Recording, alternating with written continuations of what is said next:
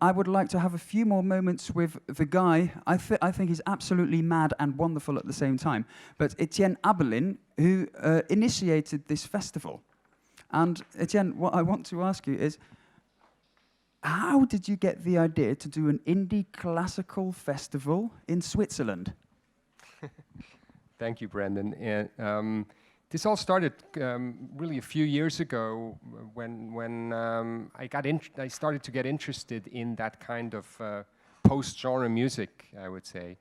I discovered the things that are happening in Brooklyn. I discovered the things that are happening in London, and was really very much in love with it. Then I also discovered Nick, and saw that this is really, part of the same community in a certain way. And then I realized that Nick's music is being played in Brooklyn by some of the top ensembles there, and that was another sign that this was all one story. And I thought, well, I live here, I come from here, I want to do this here.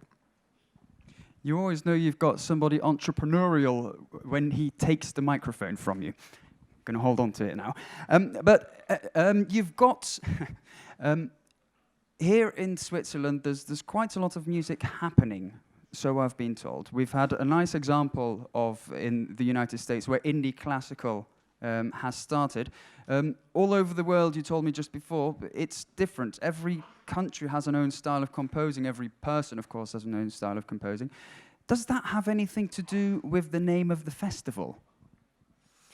Well, yeah, in a certain way. I mean, indie and classical, you wouldn't think together. It's like Zen and funk. You would not think in the same sentence. But yet, Nick calls his music sometimes, with a little.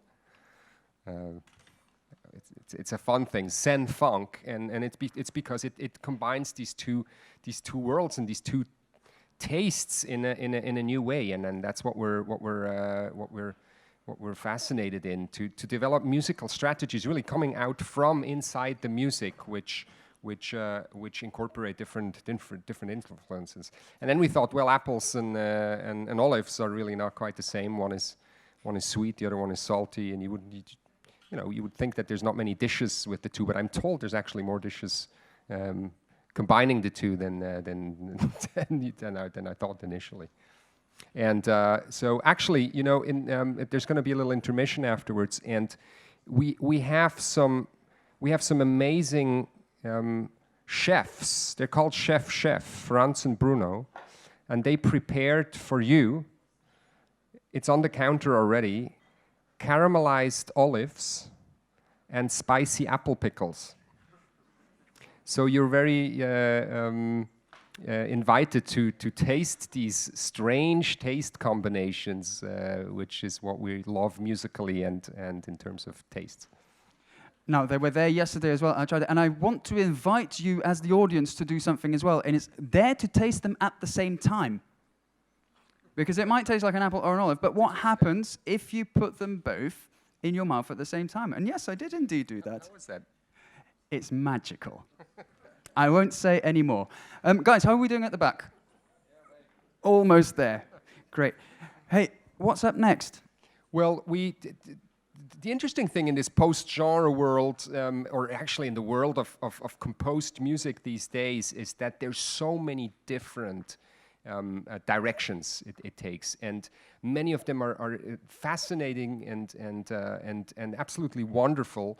And we have a Swiss composition coming up by Yannik Giger, who's a young Swiss composer who we feel is part of the family in some ways. He's a video artist and a composer, and he has a wind quintet which will come up and which will play one of his pieces. And I think we should ask Yannik up here to ask him a few questions. I'll take the hint. Yannik, are you here? Come over. Get away from the bar. Yeah, and get out of the audience indeed. Ladies and gentlemen, it is a true honor to have beside us Yannik Giger. So you're Swiss and you're a composer. Did you know about indie classical before this festival? Nope.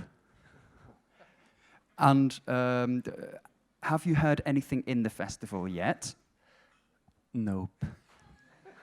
You're so honest, these Swiss people. It's great. I hope it's going to happen next year as well. But what are we going to hear immediately afterwards? Also ich rede Schweizerdeutsch, wenn es okay ist. Das ist ein Blöse-Quintett, das ich geschrieben habe vor einem Jahr für das Nexus Reed Quintett. Also ich muss vielleicht ein bisschen ausholen. Es gibt ja viele Leute, die haben sehr, sehr viel Respekt vor alter Musik. Die sagen zum Beispiel, die späten Schubert-Sonaten, die darf man erst spielen, wenn man 20 Jahre Klavier gespielt hat, weil das ist alles heilig. Und ich habe halt so viel von dieser Musik gehört, dass ich es einfach nicht mehr wegbekomme. Das heisst, bei diesem Stück fließt Brahms und Schumann rein, weil das eine Zeit war, wo ich das auf dem Klavier gespielt habe. Und das Klavier ist 30 cm entfernt von meinem Schreibtisch. Und weil es auch eine kalte Jahreszeit war und die Wohnung nicht richtig heizen kann und ich immer kalte Finger hatte, habe ich viel Klavier spielen, damit meine Finger warm bleiben. Und so ist das sozusagen alles ineinander reingeflochten.